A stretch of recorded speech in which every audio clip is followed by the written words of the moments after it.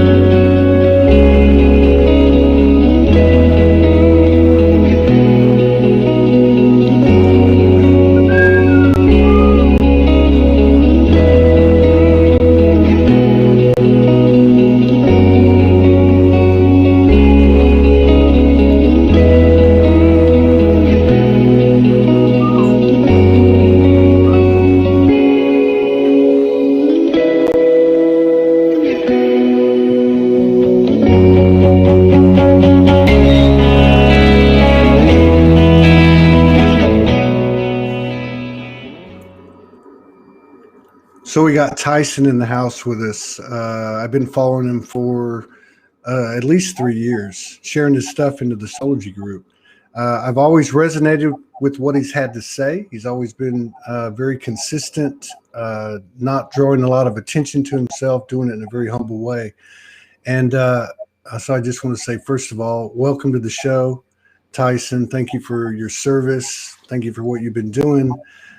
Like I was telling you before the show, I have not caught you recently because I haven't been able to get on that much and really look for stuff or whatever. But I went to your page today, and if you don't mind, I want to just read a little something that you posted because for me, I went back, just kind of went back to say, okay, where's he at? What's happening? I hadn't really connected to him, and I saw it, and I thought it, really spoke volumes, not just to where you're at, but what's going on in the collective. So if you'll just humor me for a second, I'm going to put up his cover photo from his page because I think it kind of exemplifies his energy as well while I read this. All right. So this is a post that Tyson put up just 21 hours ago, and it basically identifies in 6 parts what we're going through. And I thought it was really very well articulated. He says, ascension is the natural raising and lowering of frequency. Everything in existence has a unique frequency that it resonates with. The atoms of a solid have a low vibration, low frequency. The atoms of a gas vibrate quick. The color red is slower than the color purple. As we raise in frequency, we are shifting our solid body into a lighter state. This is called the light body. Everybody experiences their own unique path to light body. However, there are tried and true processes that many experience in some capacity. Number 1, download. This is when we receive new light encodements. Light is information that the body, mind, and spirit can recognize and use. Light information comes to us in bulk and can be overwhelming. During this phase, the mind gets foggy and groggy. Our whole being is focused on receiving the new information, and reality gets a bit hazy. The more open to receive we are, the better. Sunlight, moonlight, and nature greatly ease this step. Number 2 is the install. After we receive the encodements, the body has to sleep to assimilate and install them. There are physical changes in the body, and this is where people experience ascension symptoms associated with shifting and evolution. There can be pressure and tension from the moving of bones and opening of chakras, as well as stiffness, aches, fatigue, and grumpiness. Thank God for that justifies my grumpiness. Number 3 is the level up. When the current symptoms are cleared, our frequency peaks as we reach a new high point. The body has been upgraded, and it comes with euphoria, super connectedness, new special abilities, and ecstatic joy. This frequency is not constant at first, but there are definite platforms of new highs and when we hit a new level. Number 4 is the detox. After we level up, we drop density. The new intensity of the higher frequency shakes loose any toxicity to be released and cleared. This is where people experience the sickness type ascension symptoms: phlegm, sore throat, nausea, anger, depression, and anything associated with clearing out toxins. This is the death of the old. Water and peppermint are strong healing during this step. Number 5 is the integration. This is where we put into action all the things we learned in the previous 4 steps. Life will try to pull us down and get us to fall for our old pitfalls. Remember the high point of the level up and strive to maintain that level. We all make mistakes, so don't worry. Just do your best to integrate the new wisdom and embody it. And number 6, mastery. When we can hold our frequency without being pulled back down, we have mastered that level and are ready to start the process over at a higher octave. There used to be a delay here, but now it seems most are jumping right back in with step 1. And I can say here to that. You'll hear people say it's a process. You cannot rush these steps, and they are executed with mastery by your higher self and divine team. Take it a day at a time. The only way out is through. Just keep breathing. That was, I thought, very well explained. And I appreciate you sharing that with the community. And yeah. You were just talking about before the show that you had a little backstory. Do you want to go into that? Yeah. I think that, like, it's almost like at a certain age or a certain time that us star seeds and we're destined to awaken. And before that, I was just kind of like, going along in my life, and then I kind of got a bit sick. So that wasn't the reason why I went to drink ayahuasca, but right before the 2012 alignment, I went down to Peru at Blue Morpho, which is one of the more famous places that you can go to there. And I drank ayahuasca 10 nights in a row. Wow. And it just kind of blasted open from a top-down ascension, I think. So it started here, and then I've been working my way through my chakras ever since downward. And it was amazing, like, at that level of consciousness and that connection, it really showed me what it's like to have an open pineal gland, what it's like to be able to project our consciousness past our physical form and intertwine with what we would call deities, entities, aliens, and the whole frequency of the earth. So I really got a good feel for where we were at. And ever since then, I've been to Costa Rica, Colombia, Ecuador, Peru, Guatemala, and drank with all different kinds of shamans in all different lineages. Because every single ayahuasca cup is a little different. It's a little bit of what their knowledge and their lineage goes into it, and I always find it unique. So it's like you're downloading all of their ways and their wisdom of their ancestors. It's almost like you're in the space of like a monad in that, say temporary moment, and that all their consciousnesses are opening up, all yours is, and then you've got the plant medicine, almost like a little mini universe, right? And then it showed me, it's like, well, you don't need to keep drinking. You once you've learned the lesson, you can match the frequency. Right. So with your Kundalini energy, you can match that frequency and you can enter those states. So ever since then, I've been trying to do my Kundalini energy work, and I probably do an hour of that every morning, where I raise it, and it's like you become the divine prayer. You become, very holy. You become the empty chalice. and that so that the energy can flow through you. The Kundalini always has to flow. So I'm downloading it from the central sun, downloading it from the sun as it runs through me. My heart's the center. That's why I wear this emerald. And it's the middle of the torus.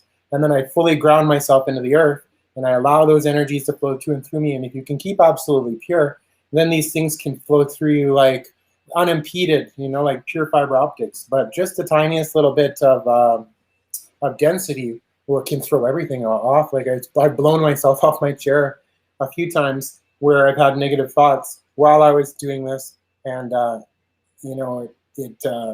it stopped the circuit from fully looping, and it caused me a fair bit of suffering and pain. So I've learned to how to do it through doing that. It's kind of like a muscle, where your muscle, this inner pineal gland is atrophied, so we have to slowly bring it back. And it's through the Kundalini, through raising it, and then you sit in those fires. It's like that energy, that frequency is like, it feels like a fire, and you burn off your density. And this is like the way that we can kind of clear our energy every day is through doing this. It's kind of like a shower for physical, like not physical, but for the mental, etheric, and energetic. So after a while of doing this, I found this emerald online because I wanted to work with a heart stone, and I didn't know at the time, but it came from the Tairona people. It was a 1,600-year-old emerald and gold necklace, and when I wore it in my ceremonies, I could feel the density of it. I could feel that it was taken from these people. So I got a hold of somebody who was giving ceremonies in Colombia, and they were having the Kogi there. So I was like, I'm going to go give this emerald and gold necklace back to the Kogi people. And it was a really beautiful ceremony where I got to hand it over in reparations for what I felt some of my genetic line did to these native people. And they forgave me, and I became a child of the Kogi, and we drank ayahuasca together. And it was really beautiful in Colombia. Really, really amazing experience. And ever since then, I've been more... that necklace actually is now with the Siwas and the other ancient relics that they have in these special caves in the Sierra Nevada. So it's a way that I can now connect with my emerald to Jawa, which is the representation of the goddess, and that energy. So I really delve into the emerald energy, and I also wear different essential oils, and the essential oils are like they're like in the same way as in some of the South American places, they do dietas, what they call dietas on certain plants, where they take in these plants, that you put them in water, and then by drinking it, you're downloading that, and then you eat very subtle things so that you can connect with it, and you can connect with the spirit from it. So in the same way, I've tried to do that with the frequency of essential oils, which are essential oils for me are like the spirit condensed of all these substances. So when I wear a plant, like let's say piri piri, on my emerald, and then I do my energy work, like I'll break down crying, because it's the eliminator of ama. It opens your heart, and it supercharges the crystal and the essential oil. So then I can I just keep opening and opening the energies, and just dissipating the negative frequencies and the densities that are around me. And it's so cool, because I'll look outside and it'll be like gray sky in a big circle around me, but it'll be blue sky above me. And if I screw up, even if I have a cigarette or something from somebody, and I have a couple of drags, it brings me crashing down, because my frequency is so high that even a little tobacco, which is supposed to be fairly sacred in the South America, it just wrecks me. So yeah, so I find that the closer that I'm getting to this peak or this, it's like I'm walking a razor's edge. That any mistake, and it causes quite a bit of grief and suffering. But I'm sure that once you make that when we're finally going to actually hit the top of the pyramid, or almost like the hourglass, right? Where you come here and then it shoots back over. It's so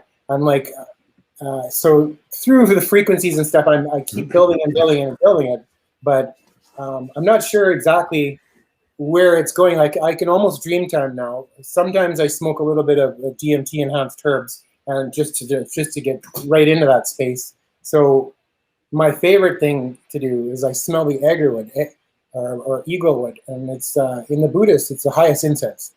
So what I'm doing is I'm attuning to the frequency of this resin. I don't burn it. I heat it up on a low plate, and I breathe it in deeply, and it supercharges my chi. And then I can really expand on things. And then I can raise my frequency up higher and higher and higher till I get to a point where there is no fear. I'm like one with everything. And that's usually when I'll smoke the DMT and then go right into the other multiverse and then project my energies like out from there. And I've had some really interesting experiences. Have you documented any of this? I mean, I'm talking about both the processes that you use, the rituals, but also your dimensional activity. Well, I think I'm going to have to write something down at some point, because like some of these experiences are very, very beautiful and also interesting, just as a pure story. Like, yeah. One time I was on a starship looking down at the earth, and it was so beautiful. It looked like a jewel. Yeah. And another time Terrence McKenna called them the machine elves, and there were all these little elves, and normally sometimes on DMT, they make fun of people, and they're all laughing at you and stuff. But for me, they were holding out cups. I felt like a cow being milked, and they were collecting this energy that I was giving out. Yeah, yeah, it was really neat. And then ancestors, I've seen lots of interaction with ancestors, and as well as like aliens. Like there's been a few times on ayahuasca where one time there was 3 gray aliens that I went outside and I laid down. They told me to lay down, and it's like they took part of my head apart, and then they rebuilt me. But these gray aliens, it's like they had no emotions. Yeah. It was just like they were there. They were purely like ones and zeros. You know, no emotions. Just they were there for a job, and they did this job. Another time when I was in Colombia, there was all these tiny little machines that were like all running through my body, like doing things on the ayahuasca, and always changing me. For the last 8 years, I'd say I got poisoned. I got poisoned by mercury fillings and the vaccines. So in the last year and a half, I've been chelating. Well, maybe not a year and a half. 10 months of I'm on my 42nd round of chelating the mercury out of my body. What is that? What does that mean? So chelating is when it's got a special molecular receptors. It's got 2 of them, so that it binds to the mercury. It also binds to zinc. Is it a pill? Is it a pill or a shot? Yeah, you take DMSA on its half-life. So every 3.5 hours for 72 hours, you keep this in your blood steady. So it pulls it slowly out of your blood or in your body for 72 hours. Then you stop for 72 hours. That's 1 round. So every week is a round, and I'm on my 42nd week. And when it comes out of you, if you're taking too much, your body just can't handle it. So you have to find your dose, and it's actually very painful, because mercury is one of the most poisonous things you could ever have in you. So pulling this through all of your soft tissues and all of your bodies is incredibly. So this is something that just came up, a question, like with somebody with your experience. I mean, your in-depth experience.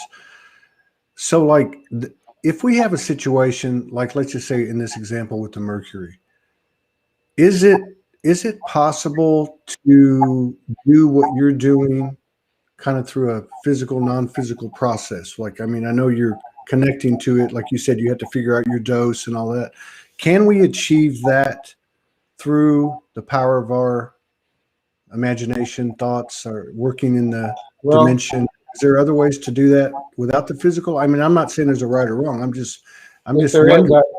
I would certainly like to know about it. Didn't do it. I've tried everything, and heavy metals are very, very hard to get out of your body. Very, very difficult. Yeah. And like all the stuff, they're like, oh, just drink this juice or this or that. Yeah. And the thing what actually poisoned me, how I found out about this was like, the naturopath said, well, you have high rates of lead and mercury, so just take chlorella, spirulina, and cilantro, and it'll start pulling it out of you. And that was the biggest mistake I ever did. I took that in like medium-sized doses, and what it did was it brought it from all the deep places where it's safe, and it plunked it in my soft body, because we don't know the half-life for it. We need to bring it out steadily. So basically, a half-life means how long it lasts before it just kind of goes kaput. So, so let's say it brings it from there, point A to point B, but not all the way out. And then it just plunks it all in here.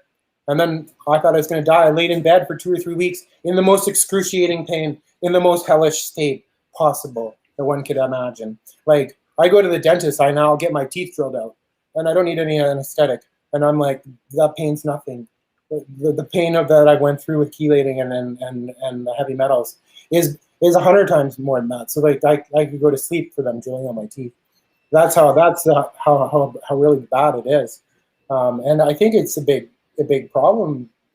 Just our exposure to heavy metals and is about 2,000 micromoles a day. That means that we need 2 grams of vitamin C just to counteract our exposure to heavy metals living in this modern world. I just wonder, like, with the question that I asked, I just wonder, because like somebody like you, because I can, obviously you've been doing this, you've been in this daily for a long time, starting with 10 nights of ayahuasca, which is mind blowing. But like, I just wonder with the level, which we don't know exactly what that is. I mean, I don't. The level of the collective consciousness expansion. How much force are we receiving from that collective buildup onto ourselves individually? How much are we progressing? How far have we progressed? And is there a point where we'll be able to do this from our imagination, from our thoughts, and kind of transcend the physicality? I wonder, what are your thoughts on that? I think that like we're ascending right now as a collective, and this is the first time that we're going to do it with a body. So we like how I see it is that we don't really know how it's gonna unfold, but we do know the end goal, that this planet will ascend into the higher frequencies, and it's going to be through us. Like, it's through the people that attain that consciousness, and then it's just that much easier for the others. It's kind of like the first people that came to North America. They had to work their ass off to get through the jungles and the forests, and pave the way for the others. But then some of the people that I would call my students, or some of the people that have come over for DMT ceremonies and stuff, especially the younger people, are having a really easier time adjusting their consciousness to a multidimensional awareness. Right. And it reminds me of like when they first started to climb some of these mountains in Yosemite, and it took a year to climb this. It was super hard. And now today, the best climber is free climbing it, and he could do it 2 or 3 times in one day. So it's like, it's going to be exponential. Like, we're already seeing it. That's what I'm referring to. I'm like wondering how high the bar has to be raised, and then there's a shift, which I guess you just described. Going into a higher dimension in the physicality, ascending in the physicality. And at some point, there's got to be a point where the energetics that we're becoming more and more familiar with, and that we have used to manifest, will be like the overriding factor in our experience. So we may not have to go to, doctors, or healing itself wouldn't even be a word with the place we're going to.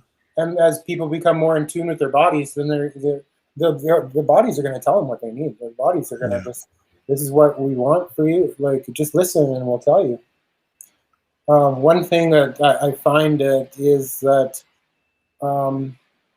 when I do raise my frequency, it's like I'm a little working against the stream of like the everyday, right? So like, the stream is coming here, and this is like a certain density stream that we're all having to experience. So when you raise your frequency really high, it's fairly draining because you're going against the grain of what is of it. But with us being in like our Earth and our solar system being shot into the photon belt and the higher frequencies, that's coming up. And then as well as like the information from the central sun and that light, and then the Earth itself is wanting to ascend into these higher frequencies. So everything is culminating to make it easier. So maybe back in Jesus's day, it was super hard to ascend. He had it hard. Buddha, these were probably beings that had a very hard time ascending.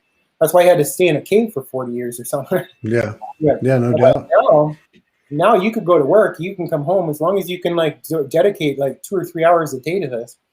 I think you can get just as far as you could in the cave back in the day. Like, well, I was thinking about that today. I was thinking about how the linear aspect is going away. It's fading. And as a result of that, there's certain things I can do very quickly, like say in 5 minutes, 30 minutes. And there's some things that stay with me for days.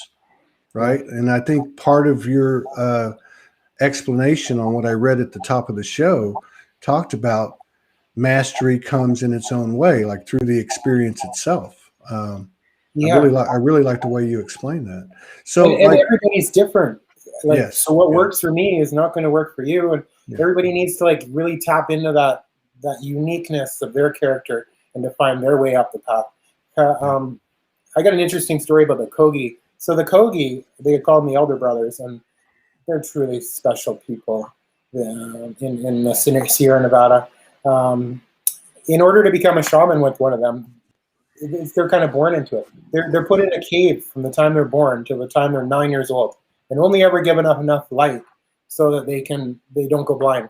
They're only fed white food, so they're always in what they call a luna, or like that dream space. Then they finally come out at 9 years old, and then get to see all this crazy the world, so their consciousness and what they do for the planet and how they hold the frequencies, because that's basically what I'm doing, is I'm here to hold the frequency for the ship. So I just hold my ascended frequency, I burn off the density, and that makes it just so that we can get through it. It's kind of like holding the rudder for the ship to get through the storm.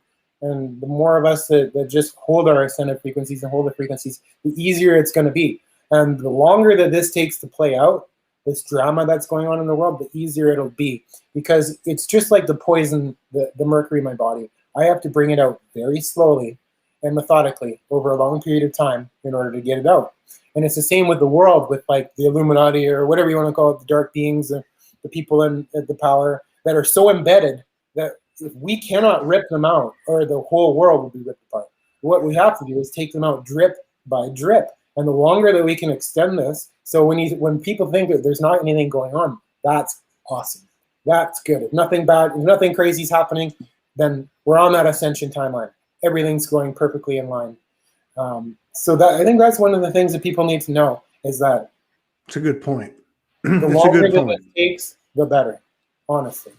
I mean, that's a good point. I think, as you were talking, I was formulating a question of like, with your experience, how long do you think we're going to see this or that or whatever? But I think I have to admit, and I would have admitted it, that's coming from fear. That's coming from the shadow. That's coming from my attachment. Let me put it that way. My attachment to it happening soon, whatever that is, or my resistance to it being too far out there. But I think what you said, there's a lot to be said for that. Letting go or accepting, or at least being open to this is the right formula. And if you think about it, just in terms of like the scientific part, like converting a carbon-based body to a light body, well, you have to do that drip by drip, like you're talking about. Why wouldn't it be the same for what you're speaking of directly? Yeah, I mean, I've tried with my energy work sometimes to push it, and anytime I push anything, it's like a big disaster, and I pay for it. So it's like I've really learned through the heavy metal process of removing it, the long game, like what it means to run a truly long marathon, where I have enough metal in me to kill me if I bring it out fast. So it's like you just learn to like know that like this is part of my divine plan.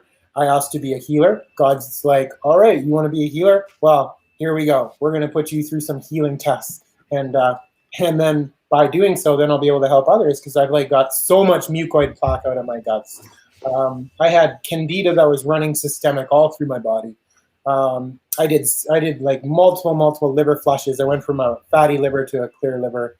So it's been like a slowly, steady working on my way of cleansing my body and cleansing my thoughts and cleansing my DNA, because I feel so much from all of the ancestors that they could never break.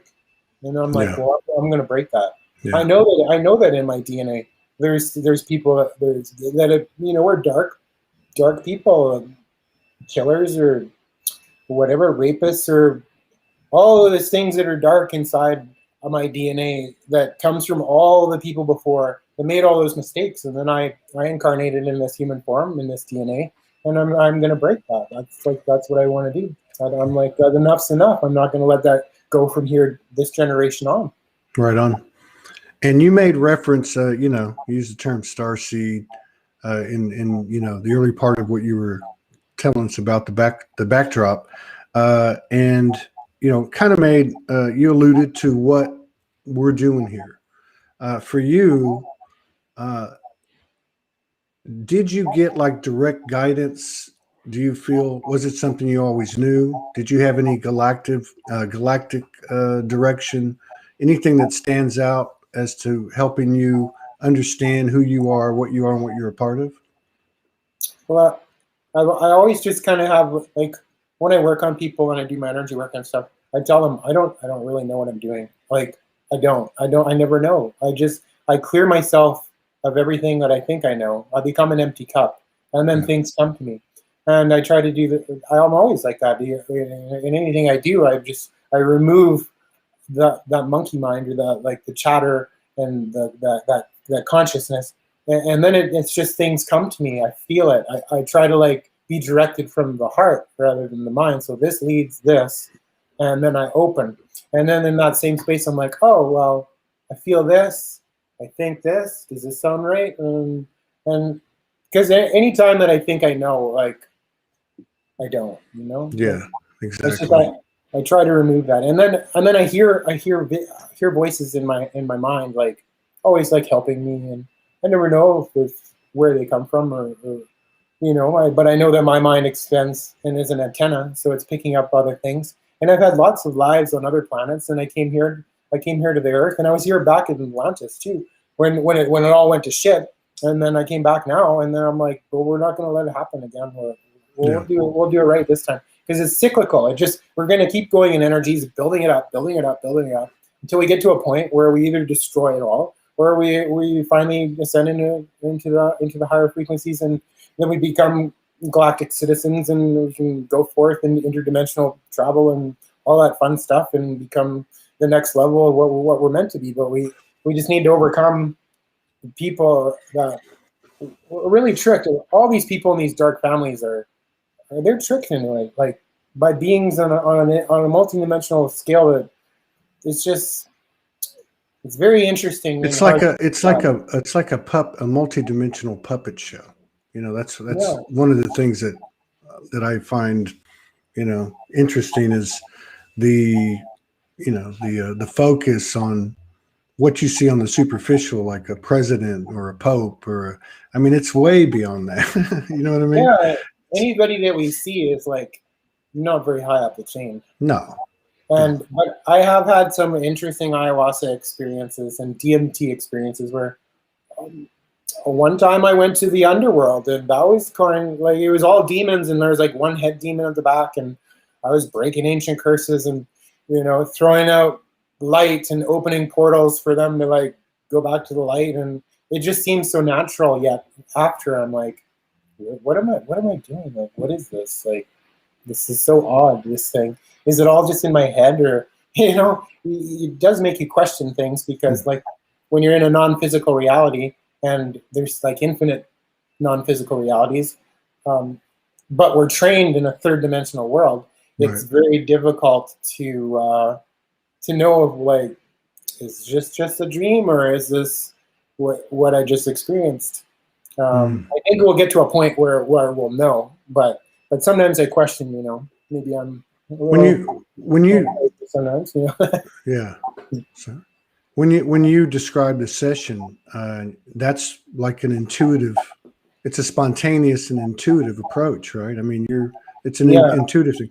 I was just talking to somebody, and she said something that really just kind of spoke to me, and it was, listening to the guidance of our feminine intuition and inspired action almost like simultaneously inspired action of our masculine. All, you know what I mean? It sounds, as I talk to her and then listen to how the sessions go for you. That's what I kind of saw. In my ceremonies, I try to become like it's like almost like being like a priest. I really just want to resonate with that true divine oneness, and to just spread that into the world. So and then when I'm on the DNT, I just start doing these frequency things like a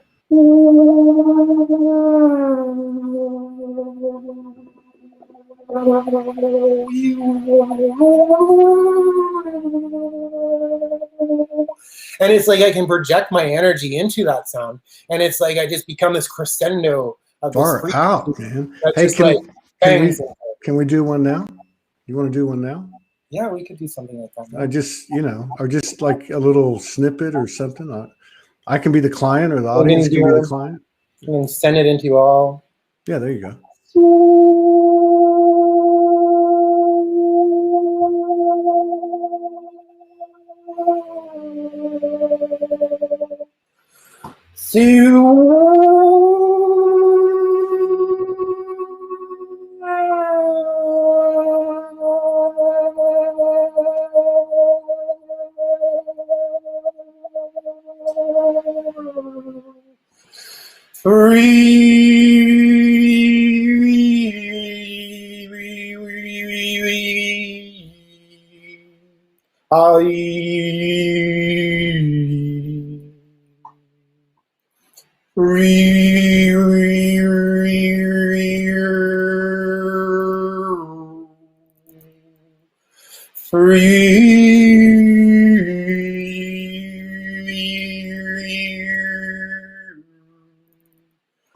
Aluna medasina como anae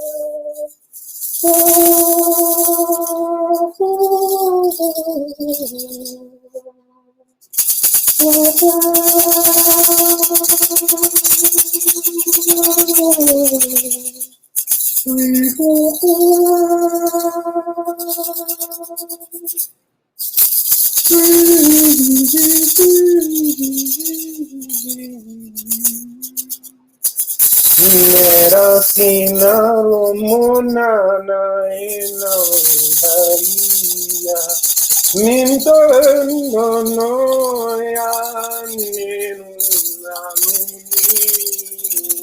Oh, no,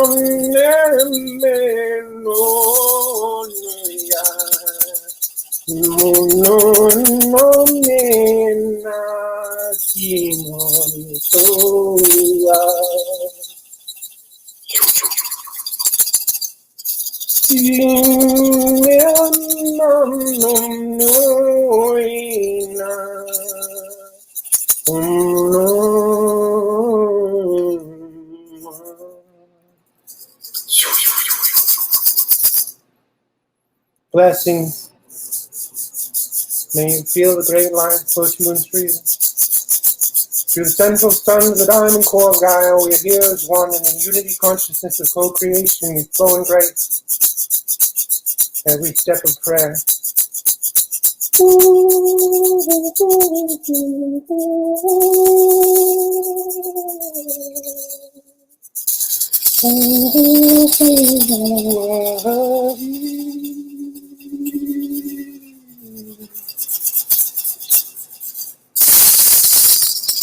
We align with it.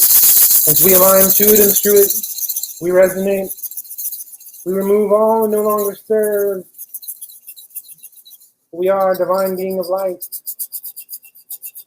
We are a unified column of golden ascension in light. And it burns out all that no longer serves.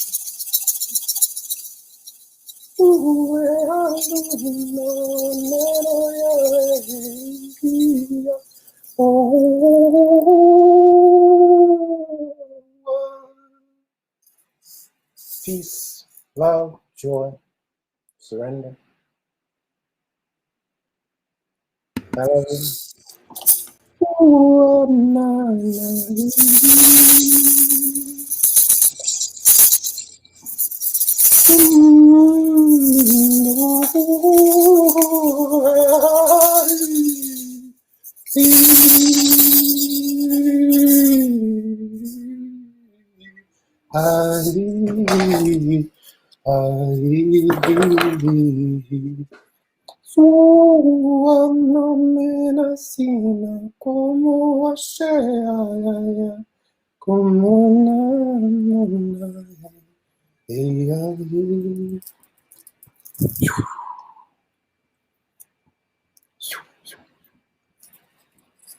Thank you. Thank you. So that, what you just did, is intuitive, creative, it's spontaneous. There's not one like it before, and there's not going to be one like it after. I have a feeling like that was done on the spot, wasn't it? Yeah, it just comes to me.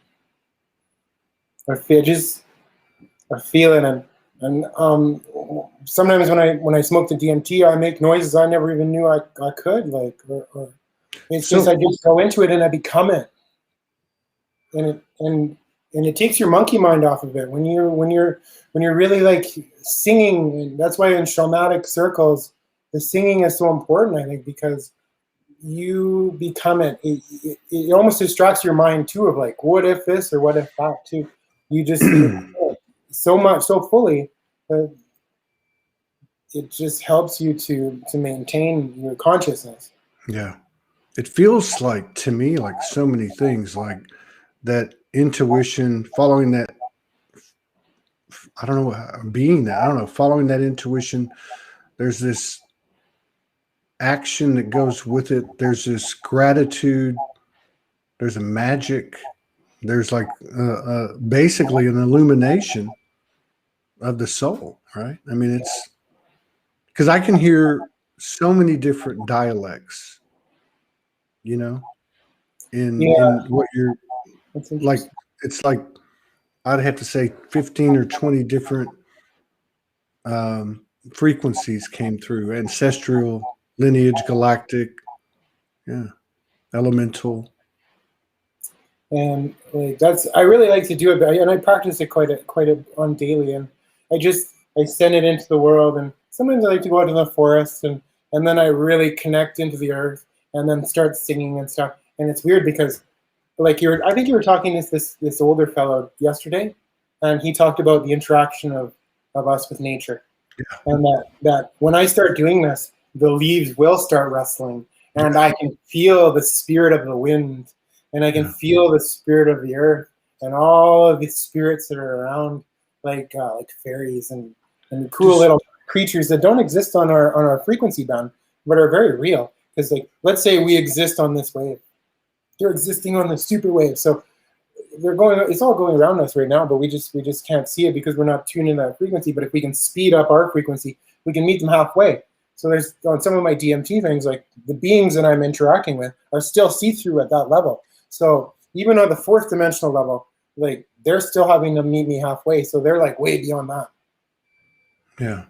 Does this transition that we call ascension, like from your perspective, from your experience, your journey, does it feel like an organic unfoldment or more of a galactic unfoldment? Does that make sense? Sorry, I was just reading Elizabeth's message, and thank you for that. Yeah. Could you repeat the question? From your perspective, like, you know, where you're at, does it feel like more of an organic, earthy type of unfoldment, our journey, or more of a galactic unfoldment? Well, I think it's starting out earthly, and then it'll become galactic. Okay. And what I see is, instead of like, because it could have went either way. We could have been all like cyborgs, and you know, like the Borg and what is Star Trek Borg, all hooked up machines, and that kind of future. That could have went that way. But what I see is us going more towards we're gonna have Wi-Fi consciousness with just our own minds. Like we are the greatest computer, and it's gonna be an organic ascension. And we're gonna take that path, and we're gonna return to the Mother Earth. We're gonna return to the frequencies of the divine feminine, and we're gonna balance them out. We're gonna balance that feminine, masculine, and we're gonna it's gonna be like a whole bunch of small communities and like the breakdown of government, and really a lot of places that are dedicated to making it into like higher frequencies. And it's gonna be cool because it's a lot of it's gonna echo into like what they were doing in Egypt. Like Egypt had its own version of ayahuasca that they used the acacia and probably Syrian rue, as well as they might have used monoatomic gold in order to. And that was for the priests and the high ups and the ones with the long heads. Yeah. God, I was going to ask you something. Well, and you know, to what you said, the really cool thing is, and I know it's challenging, or it's been challenging at times, but I think we're getting used to it, is our greatest power, or one of our greatest powers, is our greatest power, to be able to come into alignment and therefore become a conscious creator. Is we work on ourselves, and everything comes from there, right? Yes. If we just keep going in the right direction, that because of like, it's like there's infinite futures and future timelines, and every choice that we make in this section is the direction of that, like that one where we're going, okay, that's the one we're in now. Because if I even screw up a little, all of a sudden it's all dark and gloomy outside and bad things are happening and stuff.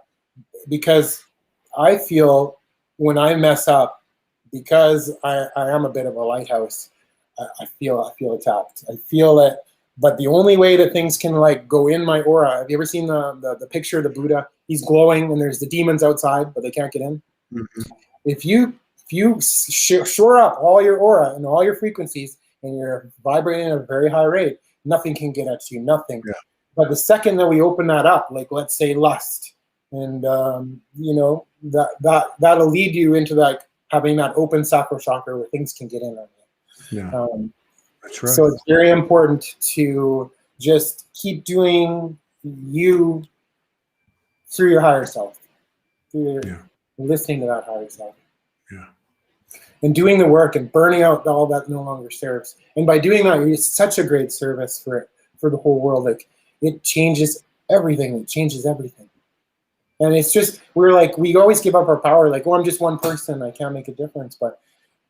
But you choose the reality that you're on, and by doing so, then you're in that reality, and that changes everything. And then by everybody else doing that too, it's like the dark beings, they don't stand a chance. Like, No. but we could give them a chance. Well, we did long enough. We If we tried that don't. dance. It's a new dance now. Yeah, It's a yeah, new it's really dance, beautiful. and everybody's benefiting from it. You know. And there is some elements of artificial intelligence and stuff. Like, I remember one ayahuasca ceremony in Costa Rica. It was almost like a grid, like an artificial intelligence grid that was around the world, and it was like trying to control me. And so I don't even know if this is real, but this is what happened. So I went outside, and it was like I felt it. I felt like the frequencies of this artificial intelligence, Wi-Fi, all this grid, and I got like this righteous anger, and I kept doubling up my love, and it doubled up its frequency. It was humming and humming and humming and putting its thing at me, and I was doubling my frequency up, and we just went bam, bam, bam, bam, bam, until it was finally like, it's like boom, and it blew up. And then I was chanting, I was like, yes, I did it, I did it, I did it. I like, if I died now, I'd be happy. And the bells started ringing, and there was whales out in the distance, and the whales, you can hear the whales, and the waves are crashing, and it was just like the weirdest thing I've ever experienced. And after that, I used to wear these bracelets that were very like to protect me, because I felt like I needed protection, which I know is wrong. But I took them off, and I'm like, I don't need these anymore. Right. Exactly. That's kind of gone away too. You don't see so many. It used to be a lot of smudge, and not that you don't do that. You got to do whatever you think is right, but more people realizing their energy field speaks for itself. Yeah. That's all there is to it. These are tools to help us get there. Something kind of interesting along the lines of what you were talking about has happened to me over the last 3 nights. So 3 nights ago, I was connecting, in bed, and then I don't even know where I was at with it, but it was definitely like an epiphany type of expanded awareness. And at the exact time, these 2 animals started going at it right outside the window. Right. Yeah. And then it happened again the next night. And that was really pretty much it. But last night, the same thing happened, but this time there was a whole lot of more palpable stuff coming to me clearly, a lot of things happening, almost like a multidimensional experience. But I could see the grid. That's what it reminded me of. I could see the grid, and I guess it was showing me how when one person gets into this certain frequency field, it lights up the grid, like way beyond, you know what I mean? Like way beyond, having whatever, 1 million people watching you on TV or something like that. It was much bigger than that. But it reminded me of what you just talked about. Well, we're here to repair the rainbow snake, which is the ley lines, and by doing so, that like the Earth used to be 5th dimensional consciousness, which was the frequency of the ley lines. So the whole world was much different, and then we sunk into this age, partly because of the people or the beings that took over this world, densified it. When you kill thousands of people on top of a pyramid on a ley line artery, it densifies it and then it corrupts it. And so that's how they were able to sink this world down into a frequency state where they were able to live more, because they're very dense and that. And so they wanted to terraform it into something that they could exist more in. And now our frequency's coming out of that. So there's lots of people that are working on all the ley lines and giving that love and doing the ceremonies and removing the darkness and the density, and we're returning to that Eden state that they used to be in. And maybe it's going to become more like the Silicon era. You probably heard the stories about the giant trees and all the giant things, and how some of the rock formations, the canyons and rock formations are the trees of old. So miles and miles and miles high these trees, like mother trees, and they were giant antennas that held these super frequencies from wherever in space. That really, like, this was a magical world. Back then, there was we have 2% of probably the flora and fauna that we had back then. So it's like this world almost died.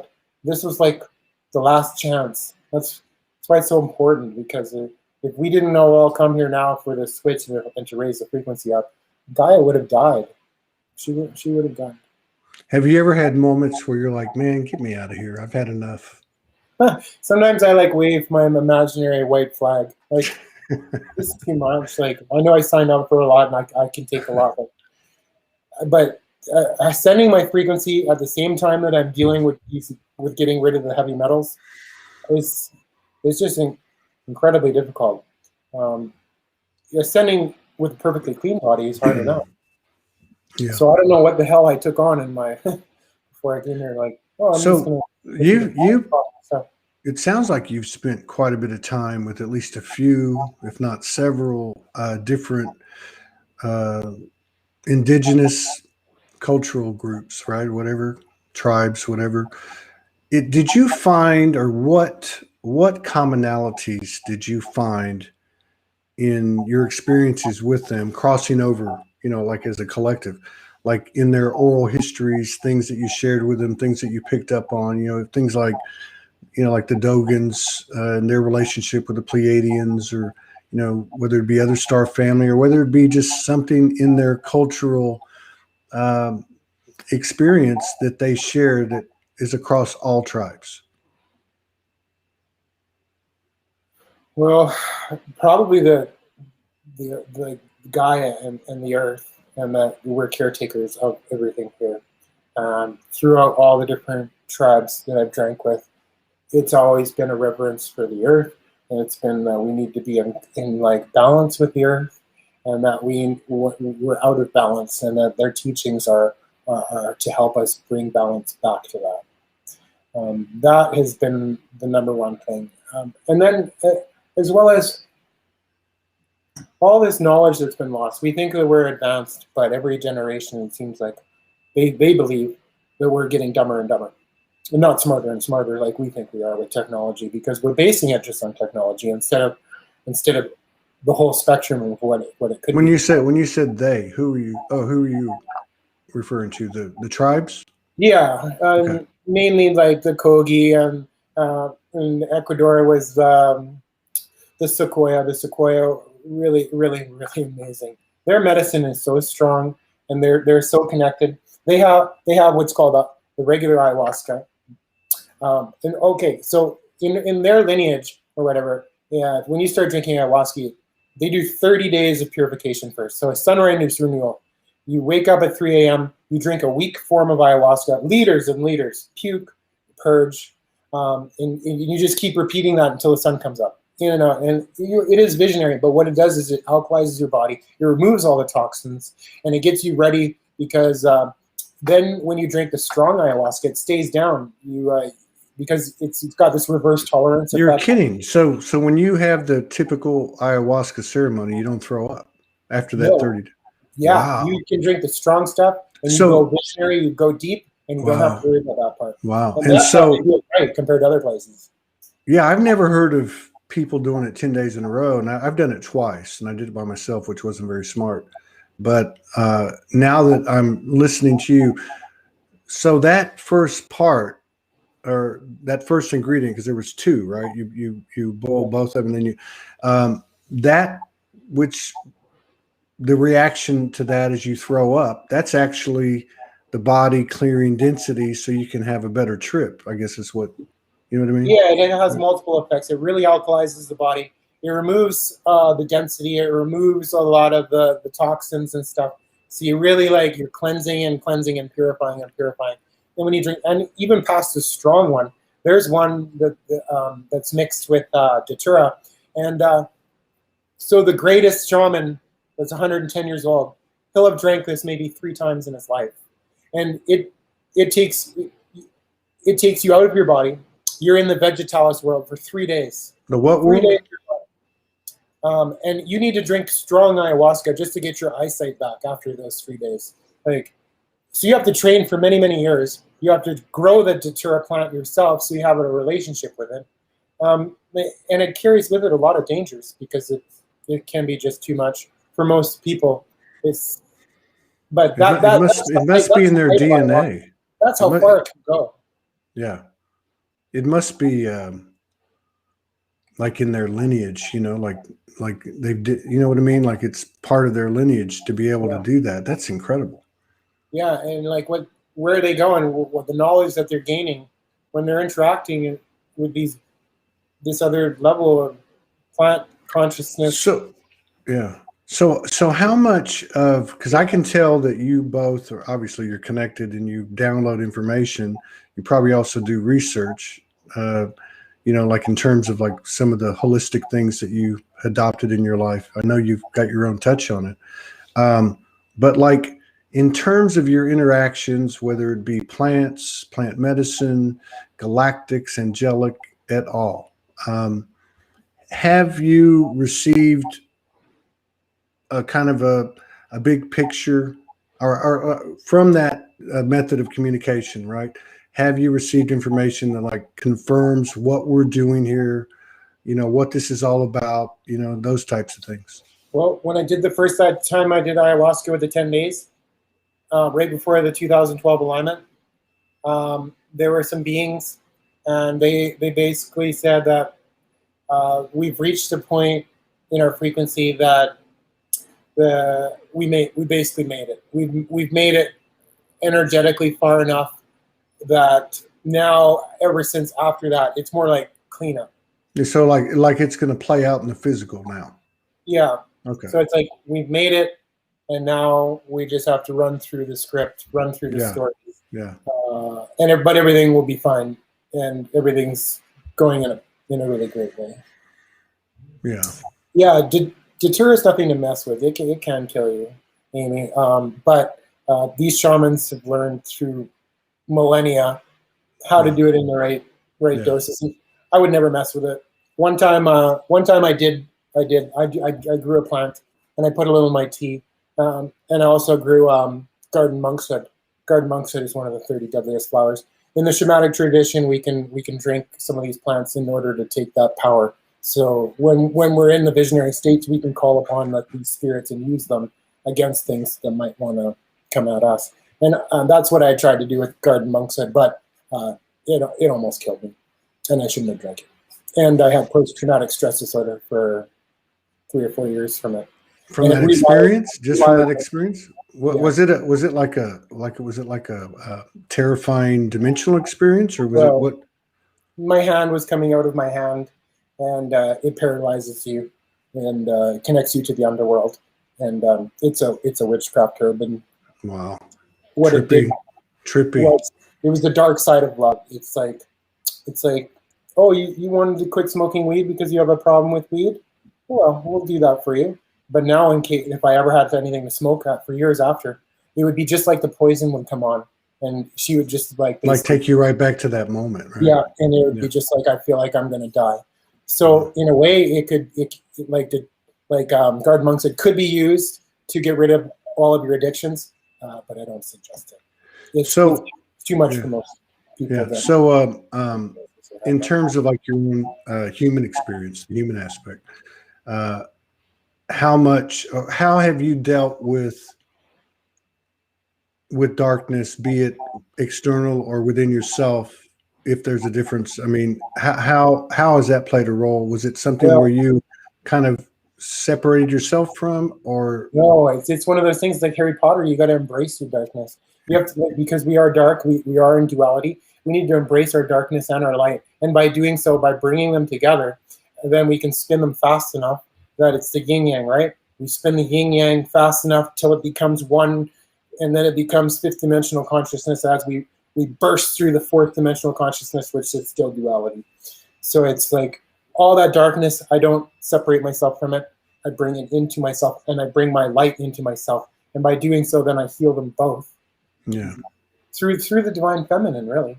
Yeah, exactly. That's the bridge that'll help us heal it. Yeah, exactly. And it's hard work. I mean, you got to face all your darkness and demons and bring them all to the surface and all that stuff that you would never want anyone to think or see or whatever, because it's just that bad. Well, and that's really been coming online. For me, I got to believe it's out there and people are doing the work, but it's not just the dark feelings about yourself, but also others. And I think because we've been spending more and more time as the months or years have gone by on taking responsibility for everything, that we're starting to get to a point where this is the last thing that's left, is loving it all. loving it externally, loving it internally, understanding it, sitting with it. It just The last feels, things are the hardest too, because we do all the easy stuff first. yeah. So by the time you get to that one last thing, that's the real hard one. Yeah. So for me, it's been my sacral chakra. I've had a lot of problems in my sacral chakra. Yeah. In my younger years, I was very lust driven. Like, I don't think I ever got together with anyone because I loved them. I liked how they looked. I liked how they made me feel. Right. And then it never turned out good for me. So go figure that. Yeah. Like, yeah, very surface driven. Yeah. So I've been really having a hard time even now to step out of that and to step into, like, how do I let go of lust? I always enjoyed that feeling. I mean, that was the only reason I ever did any bad drugs when I was younger. Mm-hmm. That's what it did. It was about the lust. So now it's like, all right, this is my last lesson, and I'm not going to come back to Earth again. I'm not going to do this again.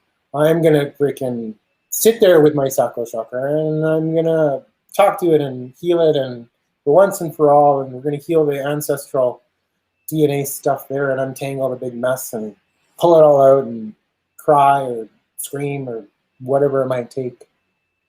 Took the words right out of my mouth. Yeah. I had this big journey with the sacral, and I don't think anything's over, but it certainly has come a long way. The last 3 months, 4 months have been a totally different trip, a totally different relationship, a totally different, kind of almost like a birth, like learning to walk again, like, and really taking the time with it too. This whole rush thing in terms of expansion just doesn't work. It just doesn't work. It's everything's got to be allotted its own time. So true. When I do my energy work now, it's because, like, day after day after day of purifying and doing the work now. It's so cool, like, that I'm really starting to I still like the DMT now and then. It scares me, and that's why I like it. Hey, I was going to ask you real quick about your DMT. I've had this pop up like 4 times. So when you talk about doing DMT, are you talking about where you hit it, fall back, and it lasts about 10 seconds and it feels like 5 hours? Or are you talking about something else? Well, it's DMT that I mix with herbs. So these herbs, whatever you mix with DMT, it has a potentiating effect of times 10. So I mix in powder arco bark and blue lotus with a tiny bit of agarwood and a tiny bit of Palo Santo. And so you get a little bit of the sedative effect from the blue lotus. And then I vape it out of a pipe. So it's being vaped and it's very pure. And if you want to take 4 hits or 3 hits, you could go right out of your body. But that's not really how I work. Like, everything that I do, there's old shamans and there's bold shamans, but there's no old, bold shamans, because some of these plants will kill you if you don't respect them or take them in the right dose. So I've always been, if I can't touch and with my foot, like over the edge, then I've never really had a what I would call a breakthrough experience on DMT. I go to the visionary realm, Right. and I stay there. And that's just, maybe one day I'll feel comfortable with going and doing that. But at this moment right now, I don't want to be locked somewhere where I don't have access to myself, or to being able to come back, because I've just had so many experiences with other entities and stuff that I don't want to give up. Maybe I'm just afraid, but yeah. So I like to be a little bit in control. And other people, maybe they like bungee jumping, and that's fine. I'm a whitewater rafter. So ayahuasca, I'll drink more at ayahuasca than anyone else. Like, I'll drink lots of that because it's slow. It guides you in slow and it pulls you out slow. But with the DMT, I like to vape it, and I just take a medium amount, and it's very pure. It's very sacred, and comes from mimosa bark. So, really good stuff. And I give people ceremonies all the time for it, and it's really cool when somebody comes back and they're like, "You just gave me my most amazing experience of my life," and or I changed people's lives with it. Like, this one couple, they got me to become a priest so I could marry them, because I changed their life in such a drastic way. Before that, they were hooked on methamphetamines, and they thought they were going to die, and their mom cried to me at the wedding, and it's like, I thought she was going to die, and now their whole lives are different. So it's really cool that I can give people these these experiences, I find DMT is kind of like an initiation. I'm sure in the Masons or whatever, they have their initiations as they go up, whatever. But I'm like, sometimes I'm like, no, you guys should come. I'll give you a real initiation into the higher light. Because All I think if they have these experiences, maybe it changes them, and then it sends out that ripple effect. Yeah. Yeah. What goes around comes around. You do have to be ready for it. There was one person that I regret giving it to. She said she's seen her dead dad, so that was kind of cool. But yeah, that was the one person. Oh, but another person, the people that I think that probably shouldn't do it, or maybe they should. I don't know. It was people that it was really bad heroin addict came to me, so I gave him a ceremony, and all of a sudden he popped his head up and he said, "They got a message for you. The darkness is coming." I'm like, "Oh, here we go." And he was like surrounded by volcanoes and darkness, and I'm like, "You can go infinitely inward. That's the key. Go infinitely inward into your heart. You're strong enough." And we're pulling all kinds of stuff out of him, out of his body and stuff. And then later that night, he said he puked up a dinner plate placenta-looking thing. So we must have got, what? Yeah, a dinner plate placenta-looking thing. He puked it up. So I mean, well, sounds like he was doing some serious purging there, man. Yeah, for real. So I mean, like, sometimes I feel like in some of the ceremonies, it's like I do have to do like exorcisms, but they're not in the way that people think. I think that like these things that are attached to them are kind of like mosquitoes, right? Where you keep feeding it and you feed it and you feed it and you grow it. You grew it into like whatever you want to call it, some kind of darkness or demon or your own demon, right? But you grew it. It was all just you. Yeah. So maybe all this stuff, it's all just us. It's just what we allowed it to take over us. We designed it. we designed it. We should be as much embracing that as anything else. Yeah. It's amazing. Well, it's been a pleasure. I would love to get together with you again. It's very cool talking to you. It's would be interesting to hear some stories about these shamans and these indigenous tribes and some of your other experiences and etc. But there's definitely been lots of experiences that I could talk about that are just people would probably not believe you. Like, that's just too far out there. Well, this is a place to do it. So we'll definitely reach out to you. And thank you, Todd, for having me on. And absolutely. Thank you for just listening, and lots of love in your journey, and may you be blessed with great health, and know that like things are going to work out. Yeah. Right on. Peace out, brother. You take care. Take care. We'll be back